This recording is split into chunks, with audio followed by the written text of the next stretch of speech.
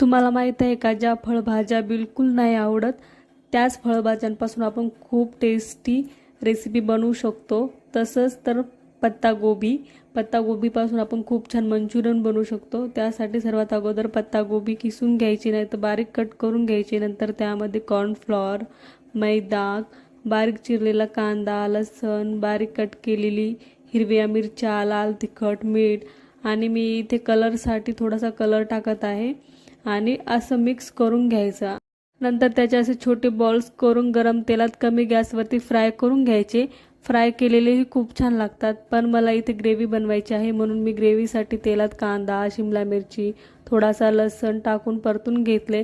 नंतर त्यात green chilli sauce, red chilli sauce, tomato sauce आणि इथे थिकनेस येण्यासाठी मी इथे कॉर्नफ्लॉवरमध्ये थोडंसं पाणी टाकून तेही ग्रेव्हीसाठी टाकले. खूप छान अशी ग्रेव्ही तयार झाली. नंतर त्या ग्रेव्हीमध्ये मंचुरियन सोडले, बघू शकता.